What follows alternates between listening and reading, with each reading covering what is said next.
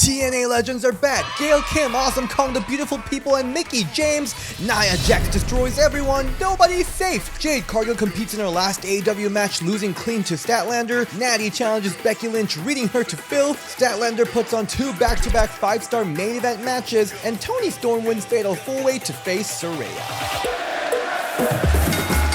Welcome if you're entering the Belle. This is DS and this is Women's Wrestling Weekly. Guys, this was a wild week of women's wrestling. Crazy returns, banger of matches, and the exit. And for this week, we're going to start with Impact Wrestling and their 1000th episode celebration. Alright, so Impact Wrestling opened with Scott D'Amore, the president of Impact Wrestling, and he invites Hall of Famer Gail Kim to the ring wearing beautiful blue dress, and they play this awesome tribute video for the Knockouts division. It says something like, it doesn't matter if it's called Evolution or Revolution, Knockouts are the pioneers of the women's wrestling, and ain't that the truth? Then we get the beautiful people, Angelina Love and Velvet Sky, come out looking like they just time traveled from 2008, did the whole Let the Pigeons Loose entrance. The only thing missing was Tez screaming it, and as they bully the heck out of Gail, we get the modern mean girl Shantaraj come out to annoy the beautiful people, followed by Jordan Grace and Deonna Purrazzo welcoming everyone to their division, and Trinity, the Knockouts champion, come out to remind everyone who the champion is, with the most delicious shade by the 7-times champion Gail Kim to everyone in that ring. One measly title reign. Come find me when you've had 3, okay? And Deonna, you can come find me when you've had 7. Then we got her old arch nemesis, another Hall of Famer, Awesome Kong, come out with Raisha Saeed, followed by return of Tasha Steelz as heel team's mystery member, and Mickie James returning from injury to even the odds on the babyface side, setting up for the 10 Knockouts tag match next week. Holy this was like 20 minutes of pure joy. This is how you book your Legends return, everyone, and you guys are gonna love their match next week. I got chills so many times throughout this segment. This was truly awesome. And we got a mixed tag match, Tracy Brooks and Frankie Kazarian versus Alicia and Eddie Edwards. This was the first time Tracy got in the ring in 12 years, and the original knockout brought the Miss Brooks inspired look with the suspenders and glasses, looking so cute, and they start the match with a classic slap and choke, and I gotta say, Alicia is just killing it with her heel persona, her hitting that tornado DDT on Frankie Kazarian, and at the end, Tracy Brooks hits Alicia with the spear, top row facebuster on Eddie, and whips out her husband's signature move, Fade to Black, for the win. And post-match, with their son in the ring, Impact Wrestling announces Tracy to be in the Impact Hall of Fame, and you can tell how she was just so overwhelmed with emotion there. It was such a sweet, sweet moment. I am very, very stressed. Heading to WWE SmackDown, we got Asuka facing Bayley of Damage Control before she faced the WWE Women's Champion Io Sky next week, and backstage we see Dakota scold Bayley to get it together, stop being distracted by Shotzi, only to foreshadow that that's exactly gonna happen. The match was fun. Asuka is so crisp in the ring, it's wild. When Bayley misses that one corner spot, she saved it like immediately, which was really cool, and then that top rope code breaker into the armbar was really cool, and at the end, Bayley takes Asuka outside, messed with the announcer table and everything, but Shotzi, the scary Shotzi, pops out of the crowd, scaring the shit out of the Bayley, letting Asuka pick up a win with a backslide pin. I mean, it was a weak-ass build to the dream match, Io Sky versus Asuka. That is like a whole WrestleMania dream match. Don't know why it's happening on SmackDown. I don't know what's gonna happen, but that's happening next week on SmackDown. This was a weak build, especially with Io not even present this week. Also, they really need to be more consistent with Shotzi. If Bayley's really gonna be scared like that, she also better be a threat inside the ring, but that was just not how she was booked last week on a tag match. Overall, meh about this week's SmackDown. Good, not bad. Okay, so WWE Raw was kind of mixed bag, but also a total serve. So we got Chelsea Green and Piper Niven versus Shayna Baszler and Zoe Stark non-title match. And before the match, Chelsea complains about how Shayna and Zoe are not even a real team and how Piper and her are like best friends. Then Piper asks which country she's from, and Chelsea says, Florida? The country of Florida. In this match, Zoe and Shayna just like toy around the tag team champion Chelsea like a sandbag, trying to show who can muscle her up better. And I was just waiting for Piper to get in, only for Nia Jax to come in and attack Piper, squashing Zoe with the Samoan drop and leg drop. Nia then takes out the champion Chelsea Green and squashes Shayna with the Banzai drop, which now she calls Annihilator. And she leaves the ring saying it's open season, she's taking out anyone she wants, and the division is on notice. Oh, this was wild.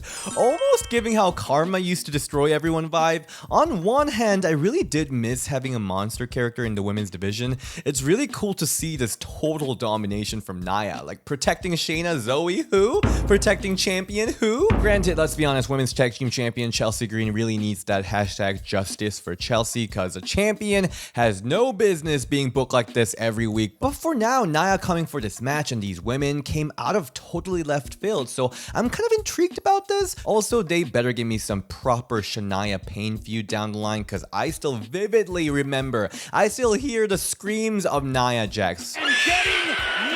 Overall, I'll say I'm entertained, I'm satisfied. Oh, by the way, Michael Cole says Raquel suffered a whiplash and Rhea Ripley suffered bruised ribs due to Nia last week. So yeah, they're really honing on that internet crying over how unsafe Nia Jax is. And next, the new NXT Women's Champion Becky Lynch comes out and she puts out an open challenge for the hungry women in the catering looking for opportunity. And we see Natalya, the 15-year veteran Natalya, come out for the NXT Women's Championship opportunity. And I love this so much because just like what we were all thinking watching this happen, Becky goes, Natty, no respect, but this wasn't exactly for a vet like you. And then, oh, I love some fired up Natty. She reads Becky to filth. Oh, you think I took people's opportunity? What did you do by going down to NXT taking all their chances, huh? Oh, Natty was on Twitter and catering. She was reading off the Ring the Bell comment section, and she calls Becky a hypocritical ginger witch. And I'm almost more surprised that she didn't say bitch, because she loves saying bitch. You bitch. I have ownership of that word at this point, and I'm damn proud of it. Who censored our queen? By the way, Fightful did report that this match was supposed to be Tegan Nox versus Becky Lynch, so Natty did actually step into someone's spot, which makes this whole interaction even juicier. Anyway, this match didn't get tons of time, which is kind of a shame, but they were running 100 miles, superplex, huge discus clothesline, an exchange of roll-ups until Becky picks up a win with Natty all disappointed.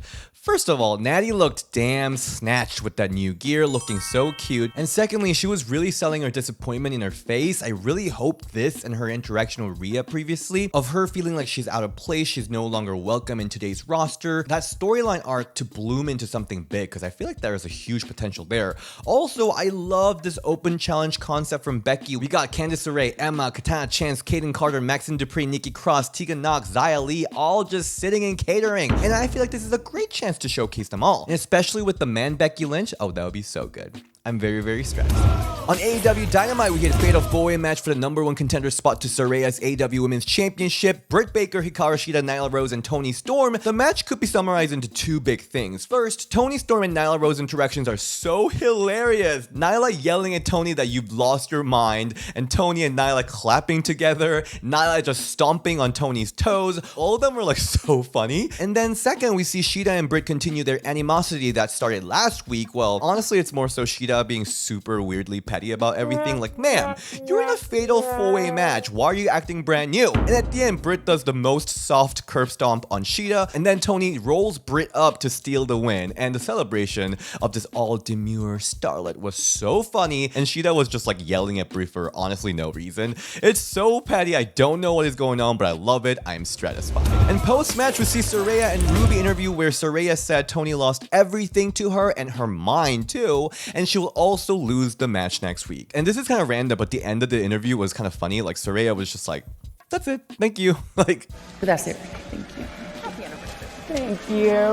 Okay. On Collision, by the way, we see a segment from Toni called Portrait of the Star, and I don't even know, just please watch it. It's just perfection, ridiculous, the entertainment you want in pro wrestling. And who knew Toni Storm, the rock star Toni Storm from Mae Young Classic, would become the most entertaining act of AEW with this unhinged classic era starlet character. You love to see it. And speaking of classic era, I'm wearing my classic Pokemon red, blue, green style Attitude Era Elite 4 t-shirt, newly in our merch store. Check it out. This is a version with Jacqueline, Sable, China, Ivory, but there's also one with Luna because I feel like there was no clear consensus on who the Elite 4 was. On Rampage, we see Kris Statlander versus Jade Cargill for the TBS Championship, supposedly Jade's last match in AEW, and this is definitely Jade's best match of her career. Quite iconic, I might add, that she's exiting on her peak, and that gear from Jade looks so freaking good, and they had such a great chemistry in the ring. This is how you book Titan versus Titan match, power versus power match.